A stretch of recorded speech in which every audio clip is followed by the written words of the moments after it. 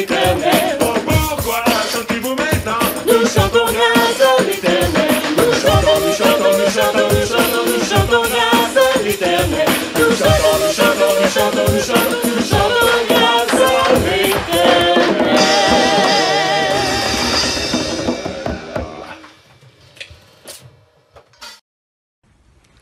Bonjour à tous, c'est Manuela, la co-directrice du chapitre Montréal de Hope Worldwide Canada. Je viens vous donner un compte-rendu de la campagne qui vient juste de se terminer, la campagne de financement Hope Worldwide au niveau national. Juste pour vous dire que ici à Montréal, nous avons pu amasser 4 080 $, ce qui est 80 $ de plus que notre objectif de 4 000 $ que nous nous étions fixés. Donc, merci beaucoup à tous ceux qui ont fait un don, évidemment, qui ont donné en ligne, mais aussi à tous ceux qui ont créé une équipe et qui ont participé en mobilisant leurs voisins, leurs collègues, leurs familles, de façon à ce qu'on puisse atteindre notre objectif. Au niveau national, c'est fantastique. On a explosé notre objectif de 30 000 $ puisqu'on a réussi à amasser 52 000 $ pour financer les projets au niveau national. Donc, encore une fois, un grand merci à tous ceux qui ont donné. Grâce à ces dons précieux, nous aurons la possibilité de continuer notre travail avec Hope Worldwide et développer des activités qui pourront rejoindre la communauté. Un grand merci à vous.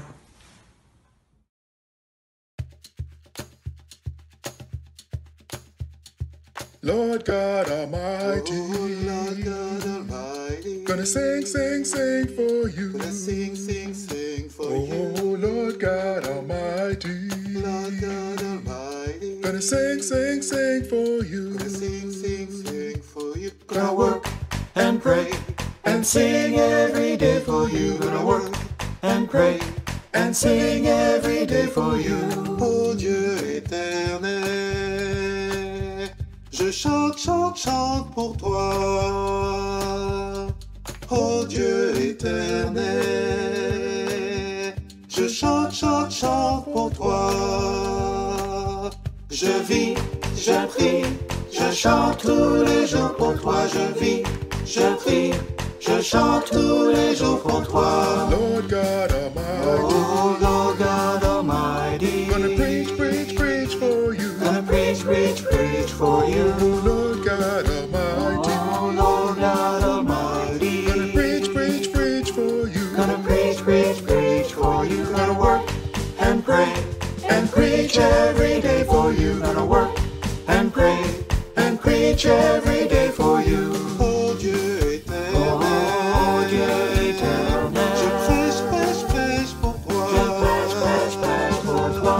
Oh Dieu éternel, oh Dieu éternel, je prêche, prêche, prêche pour toi. Je prêche, prêche, prêche pour toi. Je vis, je prie, je prêche tous les jours pour toi. Je vis, je prie, je prêche tous les jours pour toi. Lord God Almighty, Oh Lord God Almighty, gonna serve, serve, serve for you. gonna serve, serve, serve for you. Oh God Almighty, Oh Lord God Almighty, gonna serve, serve, serve for you. gonna serve, serve, serve for you. Gonna work and pray and serve every day for you. Gonna work and pray and serve every day for you. Oh Dieu éternel, oh Dieu éternel, je sers, sers, sers pour toi. Je sers, sers, sers pour toi.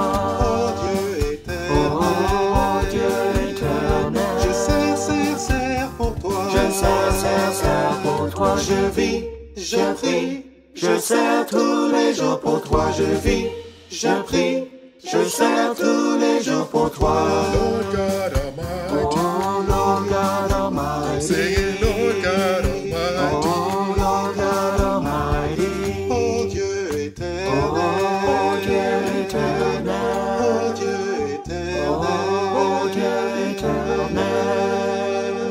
we're singing Lord God Almighty.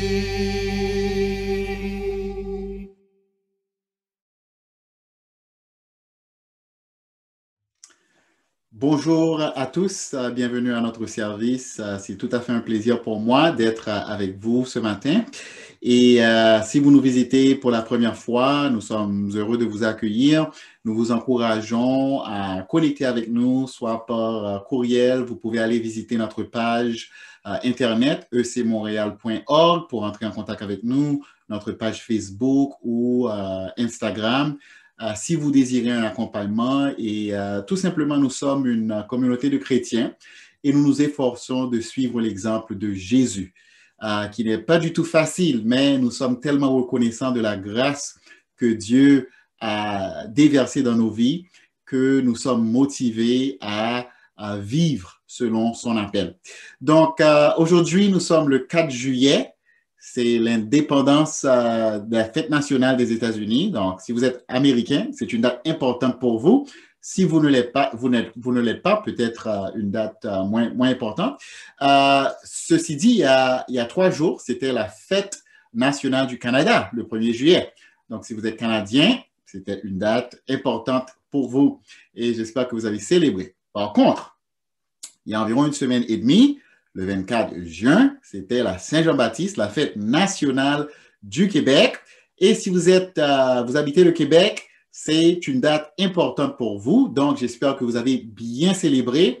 En plus, on avait une autre raison de célébrer avec la victoire de l'équipe québécoise, le Canadien contre Vegas.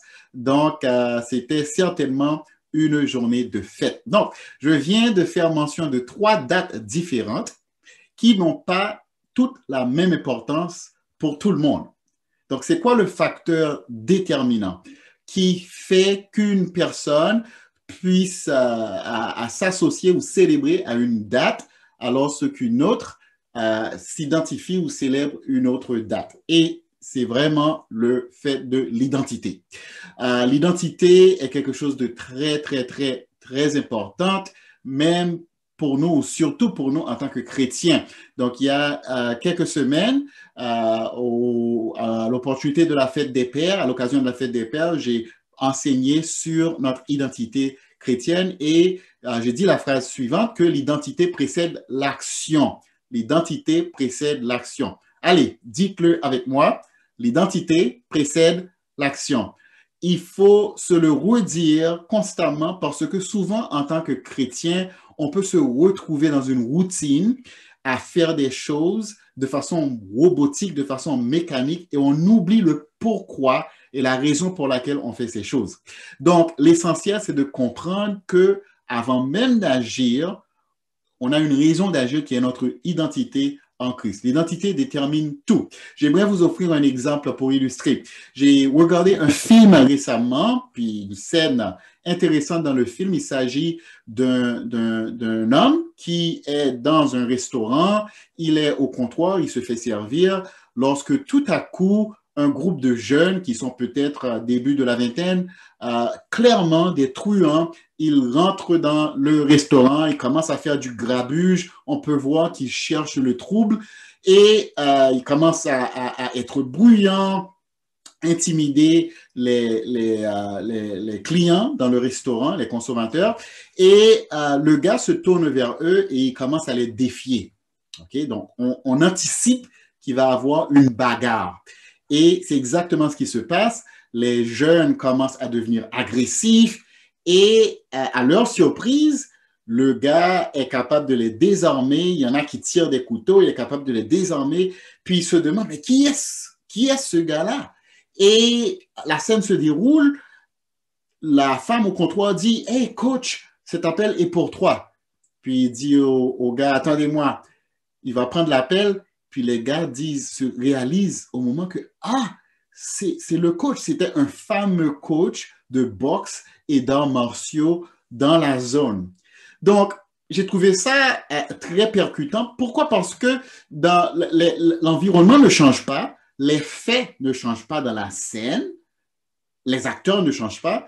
Tout ce qui change, c'est que les truands, les jeunes qui avaient un comportement agressif, finalement, comprennent ou réalisent à qui ils avaient affaire et tout de suite, leur attitude change. Et pour moi, ça illustre ce que cette compréhension de notre identité peut avoir comme incidence sur notre vie, notre conduite et la façon dont on se voit et la façon dont on voit les autres.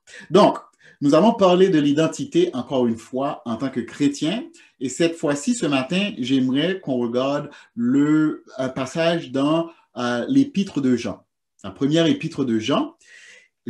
1 Jean 3, versets 1 à 3. Jean dit, « Voyez quel amour le Père nous a témoigné pour que nous soyons appelés enfants de Dieu. Et nous le sommes. » Et cette dernière phrase est dans le grec. Il met l'emphase là-dessus, il dit « Nous le sommes. » Si le monde ne vous connaît pas, c'est qu'il ne l'a pas connu lui, en parlant de Jésus. Bien-aimés, nous sommes maintenant enfants de Dieu, et ce que nous serons un jour n'a pas encore été révélé. Mais nous savons que lorsque Christ apparaîtra, nous serons semblables à lui parce que nous le verrons tel qu'il est. Toute personne qui possède cette espérance en lui se purifie comme lui-même est pur. Il y a 3 choses principales que Jean dit dans ce passage sur lesquelles j'aimerais me concentrer. Premièrement, il dit que nous sommes enfants de Dieu. Évidemment, Jean s'adressait à ses contemporains, des chrétiens du 1er siècle qui ont vécu il y a 2000 ans. Et il vivait dans un contexte vraiment différent du nôtre, avec des conditions de vie bien différentes. Cependant, en tant que chrétien, il trouvait ça difficile de suivre l'exemple de Jésus, de répondre à l'appel de Jésus, parce qu'ils se faisaient persécuter et ridiculiser à cause de leur foi. Donc, bien que notre contexte est différent aujourd'hui, on peut tous admettre qu'on a ça en commun avec eux, que l'on trouve la vie chrétienne quand même difficile et défiante. Surtout parce qu'on évolue dans une société qui est souvent hostile à toute expression religieuse, particulièrement expression de la foi chrétienne. C'est important de souligner que pour les chrétiens du 1er siècle, on ne pouvait pas dissocier foi et conduite. La foi et la conduite étaient tout à fait cohérents. C'est-à-dire que on ne peut pas dire aujourd'hui qu'on a la foi si notre conduite ne démontre pas cette foi. Donc, dans la Bible, l'enseignement de Jésus, l'enseignement des apôtres, on voit cette concordance, cette cohérence entre la foi et la conduite. Donc, 3 choses que Jean dit à ces premiers chrétiens qui s'appliquent à nous aujourd'hui, puisque nous sommes chrétiens, ou du moins ceux parmi nous qui prenons ce titre. Jean dit que nous sommes enfants de Dieu. Deuxièmement, il dit que ce que nous serons un jour n'a pas encore été révélé. Et troisièmement, il dit que toute personne qui possède cette espérance en lui se purifie comme lui-même est pur. Donc, nous sommes enfants de Dieu. On ne réalise pas à quel point c'était un concept radical à l'époque. Donc, voyageons dans le temps.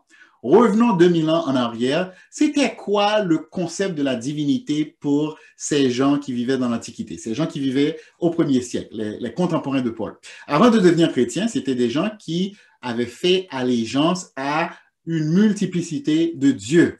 Puis ces dieux n'entraient pas en relation avec les humains. Il s'agissait pas d'une relation. C'était des dieux qui étaient constamment en colère et que les gens cherchaient à apaiser par des prières, des offrandes, des sacrifices. Pourquoi? Parce que si le Dieu est apaisé, si le Dieu est satisfait de mon offrande, donc ça m'assure une bonne récolte. Ça assure que notre ville, notre village sera protégé contre les forces barbares, contre les forces ennemies. Ça assure que ma fille, mon fils, mes enfants ne seront pas malades, ils seront guéris. Donc, voilà la vision des gens de l'époque. En fait, c'était vraiment en tâtonnant parce que les gens se disaient, bon, on offre un oiseau. Genre, si la récolte n'est pas bonne, ben l'année prochaine, on déduit que l'offrande n'était pas assez importante. Donc, au lieu d'offrir un oiseau, on va offrir un agneau. Ensuite, si ce n'est pas favorable, on offre un bœuf. Si ce n'est pas acceptable, parce que les résultats ou les conséquences ou les faits de la vie semblent communiquer que Dieu, les dieux ou le Dieu est en colère contre nous, on va finalement offrir un fils ou une fille. Voilà la pensée des gens. C'était une relation transactionnelle. Le sentiment principal qui dominait les pensées et les cœurs, c'était la peur. Ces gens ne voulaient pas une relation intime avec leur Dieu. Ils voulaient juste que leur Dieu soit apaisé pour ne pas déverser leur colère sur eux. On a évolué depuis lors. On est 2000 ans plus tard. On est une société sophistiquée. L'est-on vraiment? Est-ce que des gens ne pensent pas à Dieu de la même façon? Je me rappelle quand je travaillais à ID Foods, j'ai travaillé dans une compagnie de distribution d'aliments. J'avais une collègue en particulier qui me disait souvent, je ne veux pas que Dieu s'en prenne à moi, j'ai assez souffert. J'ai assez souffert dans mon enfance et dans ma vie, que Dieu s'en prenne à quelqu'un d'autre. Donc, pour elle, puis c'était une bonne femme. Je ne dis pas ça pour la ridiculiser, ni pour dire qu'elle était une mauvaise personne. C'était une très bonne personne. Mais malheureusement, sa conception de Dieu, sa pensée sur Dieu, c'était un Dieu qu'il faut apaiser. Il y a beaucoup de gens qui pensent comme ça par rapport à Dieu. Même dans notre église, même dans notre communauté chrétienne, des gens qui tombent malades, qui se disent « Ah, Dieu est en train de me punir. Est-ce que c'est parce que j'ai pas assez prié? Est-ce que c'est parce que j'ai pas assez lu ma Bible? Est-ce que c'est parce que j'ai pas évangélisé? Ah, j'ai composé, j'ai pris l'examen et je n'ai pas réussi. Dieu doit être fâché contre moi. J'ai postulé pour un poste que je n'ai pas obtenu. Ah, qu'est-ce qu'il faut faire pour apaiser Dieu?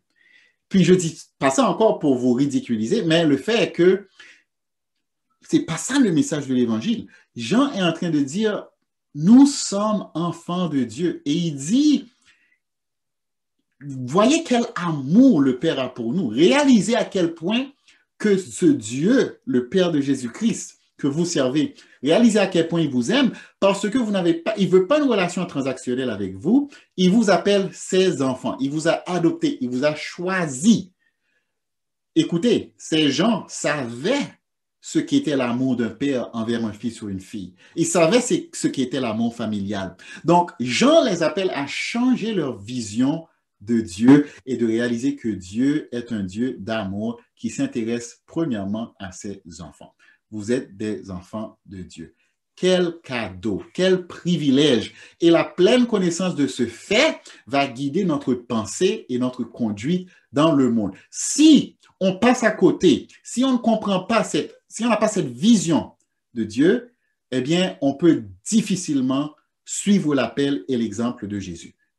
Parfois, le monde nous le fait oublier. Le monde cherche à brouiller nos esprits par rapport à notre identité. Ça me rappelle une conversation que j'ai eue avec une sœur à Toronto, une sœur qui fait partie de l'église à Toronto. Elle est d'origine nigérienne. Donc, durant son adolescence, elle avait été en pension à Londres pour étudier. On parle des années 70.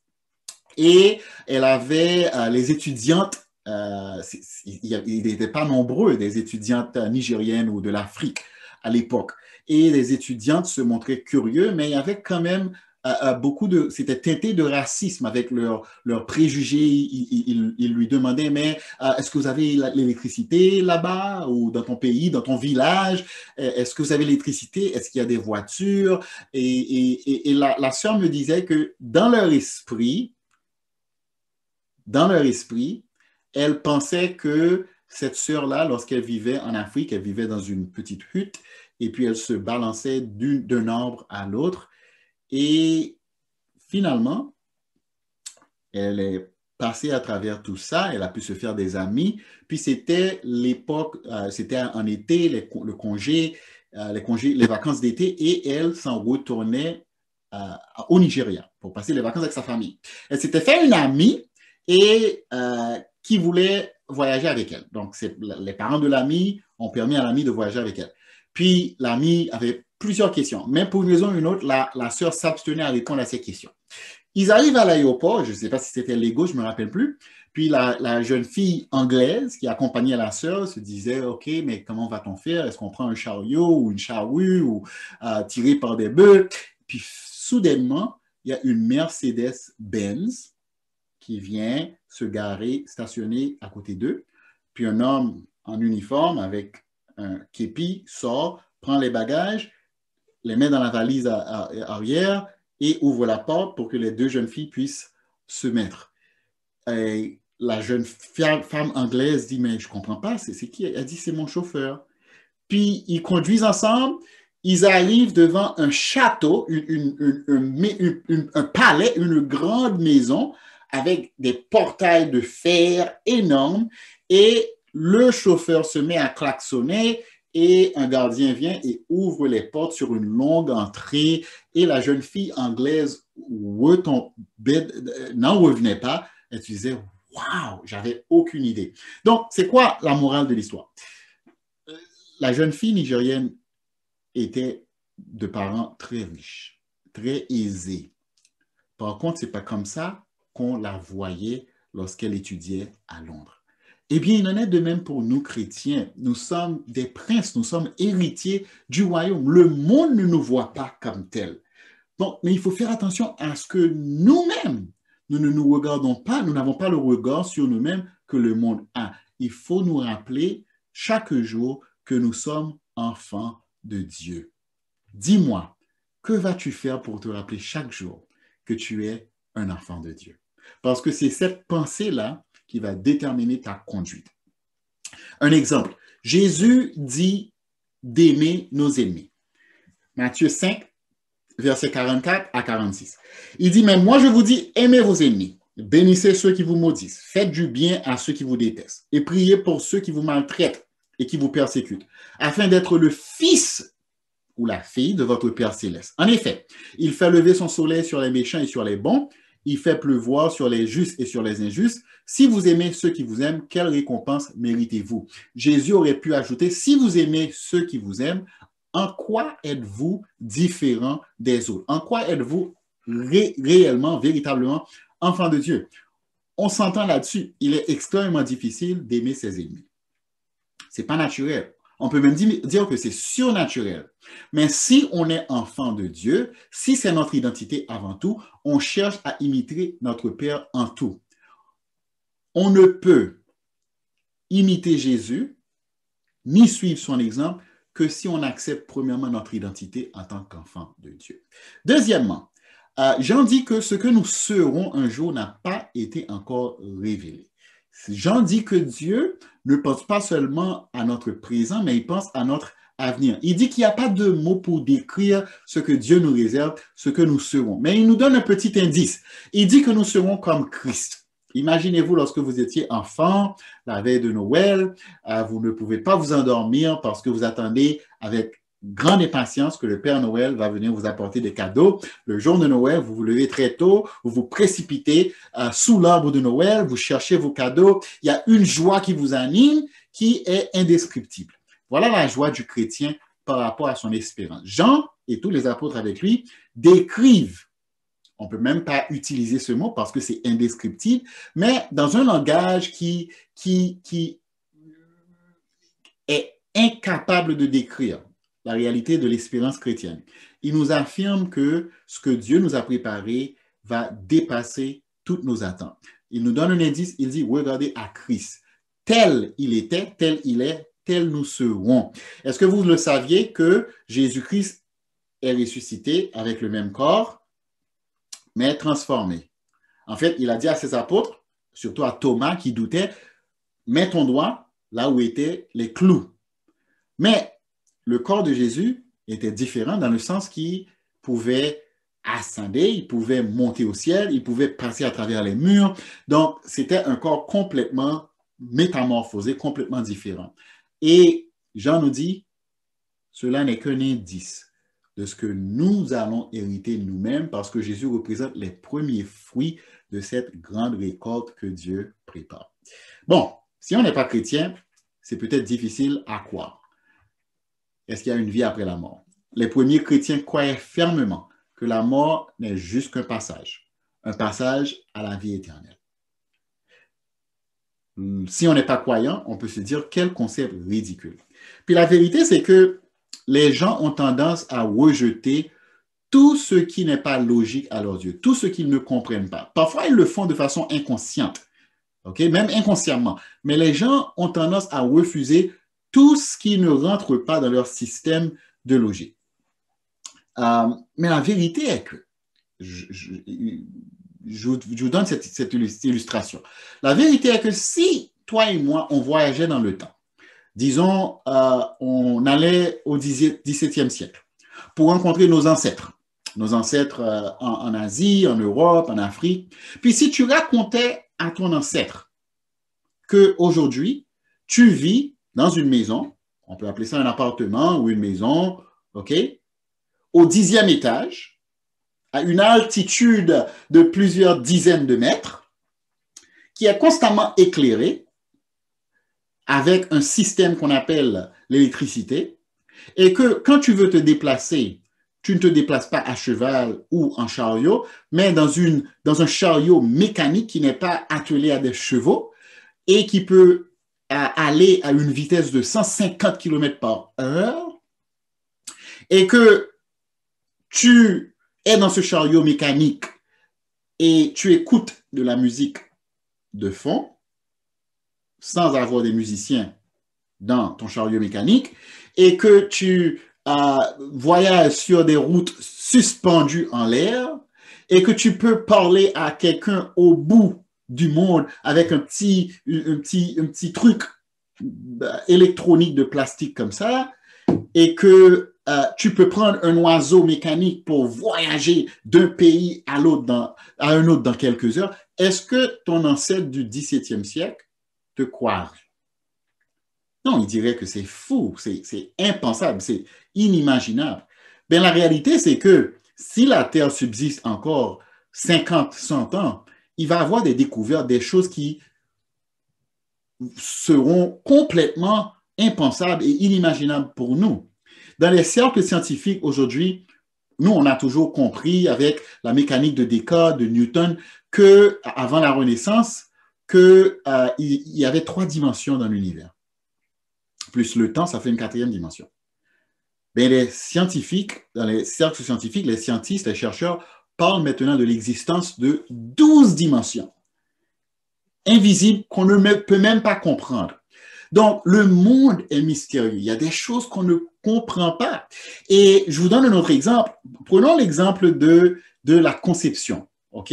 Un fœtus qui est vivant sera la même personne qu'il est alors qu'il est dans le sein de sa mère. Avant de venir au monde, tu étais à l'état d'un fœtus dans le sein de ta mère. Tu es la même personne. Par contre, tu évoluais dans un univers complètement différent. Tu vivais dans un sac, un liquide amniotique. Tu avais un tube qui te reliait à ta mère et à travers ce tube, tu te nourrissais, tu respirais. Tout ce que tu avais besoin pour survivre te venait de cette connexion-là. Puis un jour, tu sors de cet environnement-là, tu mets le tube à côté parce que tu n'en as plus besoin. Pour la première fois, tu utilises tes poumons, tu fais cette transition dans un univers complètement différent. OK? C'est tout un mystère, les amis. On le prend pour acquis parce que ça devient un fait naturel qui se passe tous les jours. Mais c'est un mystère incroyable. Est-ce que c'est farfelu et fou de penser également que la mort est une naissance et que à travers cette mort en Christ, on est né dans un nouvel univers et il y a des choses que nous avons aujourd'hui qui ne nous seront plus utiles alors qu'il y a des choses que nous avons aujourd'hui dans notre corps, dans notre être, que nous aurons encore dans cette nouvelle naissance. En tout cas, moi, ça m'encourage. Ce qui m'amène à mon 3e point. Jean dit que cette espérance nous purifie. Cette espérance nous purifie. Si tu es chrétien et tu as cette espérance te purifie. C'est quoi la connexion? Je vous donne un exemple. À tous les matins, j'anticipe ma tasse de café. J'ai ma routine. En tant que chrétien, ça fait 32 ans, je pense. Oui, 32 ans depuis que j'ai été baptisé. J'ai toujours trouvé la prière difficile. Je prie à tous les jours. Je m'efforce de prier. Mais j'ai toujours trouvé ça difficile. C'est beaucoup plus facile pour moi de méditer, de lire. J'adore la lecture. Donc, à chaque matin, j'ai ma routine. Je me lève. Puis, ces temps-ci, très tôt, entre 5h30 et 6h, je vais promener ma chienne, je prends une bonne marche, je médite, je prie, puis j'arrive à la maison, je prépare ma tasse de café, je m'assieds avec un livre, puis c'est le moment probablement le plus agréable de la journée pour moi. Le soir, je vais me coucher, puis j'attends le petit matin. Cette espérance, si on peut l'appeler comme ça, m'encourage, me purifie, m'anticipe. Quelle que soit la journée que j'ai eue, la journée d'avant, je peux mettre ces choses de côté en sachant que le matin, ça arrive bientôt. On connaît tous cette expérience-là. Tu es dans un cadre, un travail, un environnement désagréable, puis tu penses à tes vacances, puis cette espérance, cet espoir, cette attente te permet de te retenir, de ne pas répondre à la bosse comme tu le voulais, de ne pas répondre à ton collègue, de ne pas agir d'une façon qui pourrait te faire congédier. OK? On vit des moments difficiles, mais on sait que bientôt on va rencontrer un frère, une sœur, un ami, une amie, puis ça nous donne l'espérance et la force de persévérer. Jean est en train de dire que les chrétiens qui vivaient à l'époque, qui souffraient énormément à cause de leur foi, il leur disait, accrochez-vous à votre espérance. Voilà ce qui vous purifie. Voilà ce qui vous renouvelle à tous les jours. Et je crois que Jean, que Jésus, que Dieu, à travers les paroles de Jean, ont le même message pour nous. Tu vis des moments difficiles. Accroche-toi. Accroche-toi à la parole. Accroche-toi à cette espérance que nul et rien dans ce monde ne peut t'enlever. Il y a une chanson que j'adore, que je vais vous laisser écouter, mais j'aimerais vous lire les paroles. Alors, j'ai traduit en français. Ça dit « Comme le givre sur une rose, l'hiver vient pour nous tous. Ainsi, la nature nous instruit dans l'art de la patience. Comme une graine dans la neige, j'ai été enterré pour croître, car ta promesse est fidèle, de la graine au séquoia. Je sais, bien que l'hiver soit long, encore plus riche la récolte sera. Bien que mon attente se prolonge, encore plus grande ta promesse sera pour moi comme une graine en terre. Je sais que ma saison viendra. Seigneur, je pense à ton amour comme le doux soleil d'hiver. En le regardant, je suis aveuglé. À la lumière de ta brillance, et comme un feu dans la neige, je suis renouvelé par ta chaleur, qui fait fondre la glace de cette âme sauvage, jusqu'à ce qui est stérile, jusqu'à ce que ce qui est stérile soit embelli. Et je sais, bien que l'hiver soit long, encore plus riche la récolte sera. Bien que mon attente se prolonge, encore plus grande ta promesse est pour moi, comme une graine en terre. Les amis, quelles que soient vos circonstances, sachez que Dieu est en œuvre et qu'il vous prépare quelque chose qui dépasse votre imagination. Et il vous prépare quelque chose parce qu'il vous aime. Et si vous souffrez aujourd'hui, ce n'est pas parce qu'il est contre vous. Non, ça fait partie de la vie. Nous sommes comme une graine qui a été mise en terre. Et nous prenons le temps de croître et de grandir pour devenir cet arbre majestueux dans le royaume éternel de notre Dieu. J'espère que ces paroles vous ont encouragé, qu'elles vous ont rappelé que vous êtes enfants de Dieu, que ce que Dieu vous prépare n'a pas encore été révélé et que avoir cette espérance sert à nous purifier dans le quotidien. Gardons notre identité, protégeons cette identité jalousement et encourageons-nous les uns les autres, les amis, afin de maintenir cette identité qui elle-même va déterminer notre conduite. Donc, nous allons prendre la communion dans quelques instants. Je vous invite à réfléchir sur ces paroles. Je vous aime, que Dieu vous bénisse et que la grâce de Dieu vous accompagne. Like the frost on a rose, winter comes for us all. Oh, how nature acquaints us with the nature of patience. Like a seed in the snow, I've been buried to grow. For your promises, Lord.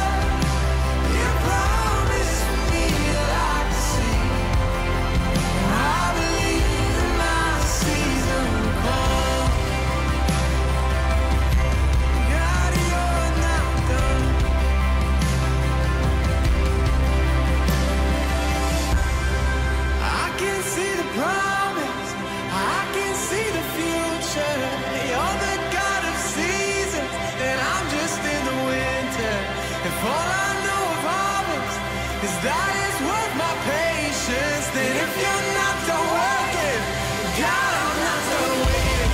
'Cause you can see my promise, even in the winter. 'Cause you're the God of greatness, even in danger. For all I know in seasons is that you take your time. You could have saved us in a second. Instead you said, child.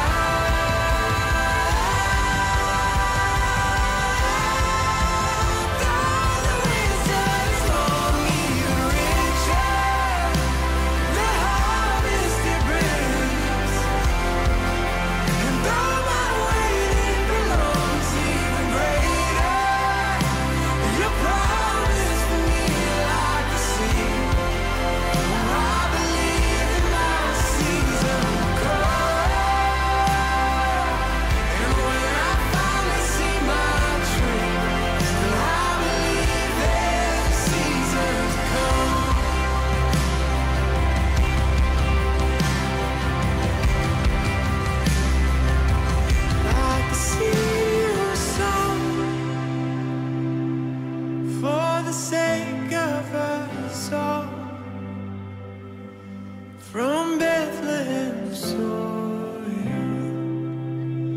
grew Calvary Sequoia. Oh. Je veux Jésus, tout près de moi, tout près de moi. Je veux Jésus, tout près de moi, tout en haut, et m'envoie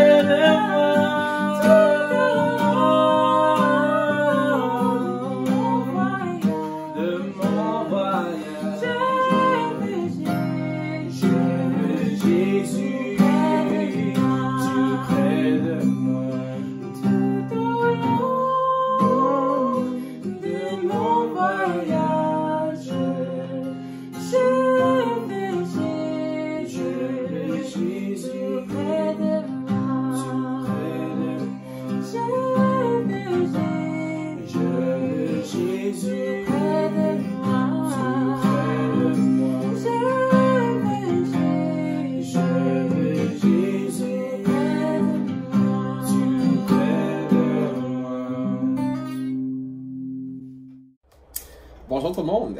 Hi. Ok, donc c'est Nate Janea. Aujourd'hui, on est présent pour vous faire une annonce par rapport à un dévotionnel qui a été planifié pour tous les jeunes professionnels partout au Canada. Ce sera le 24 juillet à 19h et ce sera une conversation par rapport à la santé mentale et la foi qui sera animée par Dave John, qui est un expert dans le sujet. La question, c'est qui les jeunes professionnels? Well, there's not really a strict definition. Different churches may think about it differently. But for the sake of inviting people, we want you to think of people who may be in their early 20s to mid 30s. Maybe they've just graduated university or they're starting their first career, their first jobs. Maybe they're starting young families as well. Single or married, you can invite them. Those are the people that we want to see and have there with us. But Nick, can you tell them how to register? Exactement. Au fait, il faut s'enregistrer pour l'événement préalablement avant de venir participer. Donc le lien va présentement apparaître sur l'écran, ici. Et aussi, on va le communiquer avec Manuel. Donc vous pourrez trouver ce même lien-là dans le courriel qui vous sera transféré le lundi, donc demain. Et aussi, il y aura la traduction pour les personnes qui parlent uniquement le français. Donc on va s'assurer qu'on a de la traduction pour tout le monde et que tout le monde est capable de comprendre le message qui va être communiqué et sera capable de participer aussi à la conversation. Donc si cet événement-là est pour vous, on vous voit le 24 juillet. See you there. Peace. Merci Stanley pour ton message ce matin. Merci de nous rappeler d'où nous tirons notre identité, que notre identité vient du fait que nous sommes enfants de Dieu. Donc merci beaucoup pour ce rappel-là. Merci aussi de nous rappeler que les défis qu'on vit, ça fait partie de notre croissance, que nous sommes une graine plantée dans l'eau, pas dans l'eau, dans la terre, excusez-moi. Nous sommes une graine plantée et nous devons grandir. Et des fois, grandir amène des défis, des souffrances, mais ça fait partie de notre croissance et que ça nous amène à être des meilleures personnes, des gens qui sont encore plus rapprochés de Dieu. Donc, merci beaucoup pour ton message ce matin, Stanley. Très, très apprécié. Nous avons évidemment quelques annonces, comme régulièrement. Le lundi, nous avons notre pratique de français, donc venez. Encore le lien sera dans les emails de Manuel. Mercredi, c'est notre mi-semaine pour toute l'Église. Donc, notre mi-semaine sera pour tout le monde sur Zoom. Donc, encore une fois, le lien sera dans le courriel. Jeudi matin, c'est notre dévotionnel pour les femmes. Donc, rencontre des femmes à 7 h du matin. Donc, c'est pour vous encourager spirituellement à être plus proche de Dieu. Aussi un rappel, dimanche prochain, nous avons notre service comme d'habitude sur YouTube. Pour ceux qui aimeraient avoir une rencontre en personne à notre local régulier sur la rue Meilleure, il est possible de venir. S'il vous plaît, réservez votre place avec Stanley. Donc, venez communiquer avec Stanley pour réserver votre place. Aussi, nous avons un service dans le parc, donc communiquer avec Patrick Kelly pour ceux qui aimeraient se rencontrer dans un parc à Verdun pour participer au service, encore une fois en personne, mais à l'extérieur. Donc ça, c'est dimanche prochain. 3 options dimanche prochain, donc choisissez laquelle qui vous convient le plus. Aussi, rappel, notre collecte spéciale pour bénéficier Haïti, Cuba. Donc, venez contribuer, s'il vous plaît, pour aider à ces œuvres, pour aider dans ces pays pour la collecte spéciale. J'aimerais aussi vous mentionner qu'il y a un blog que Stanley est en train de faire par rapport à l'Église et repenser l'Église, dans quelle direction l'Église va. Donc, je vous encourage de lire ceci. C'est sur le forum de ECM Live. Donc, lisez le blog et pensons, réfléchissons à qu'est-ce que ça veut dire l'Église. Donc, merci beaucoup. Donc, maintenant, ce que j'aimerais faire, c'est j'aimerais lire un passage pour nous faire refléter sur Jésus, sur la communion, nous rappeler le sacrifice de Jésus. C'est en Luc chapitre 4, et c'est au début du ministère de Jésus, et je vais vous lire ceci, c'est vraiment intéressant.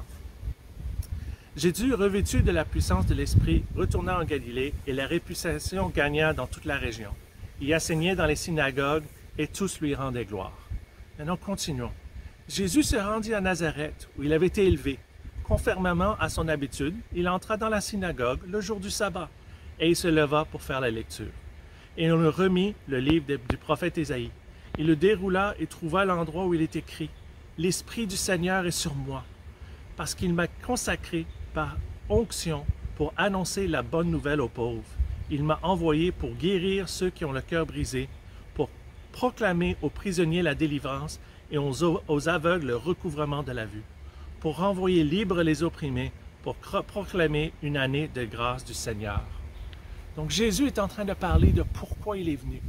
Il est venu pour aider les pauvres, pour aider ceux qui sont dans les défis, qui ont des problèmes, et pour vraiment annoncer la bonne nouvelle et annoncer une année de gloire pour le Seigneur. Donc pensons à combien Jésus est venu pour nous donner cette liberté, pour nous donner cette joie, pour nous amener à une relation fantastique avec lui. Prions maintenant pour la communion.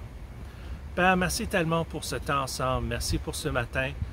Merci pour le message de Stanley. Merci pour combien tu nous donnes, tu nous aides et tu as envoyé Jésus pour nous annoncer la bonne nouvelle du Seigneur. Donc, merci tellement. J'apprécie tellement le cadeau que tu nous donnes et le fait qu'on puisse prendre ce pain et ce vin ou ce jus de raisin ce matin pour nous rappeler la chair et le sang de Jésus qui a été offert pour nous donner la liberté du péché et d'avoir une vie où même avec des défis, on peut prendre notre identité qui vient de toi. Merci tellement, je prie au nom de ton Fils. Amen. Mama, ne mama, ne mama, ne mama, ne mama, buena vavanza so.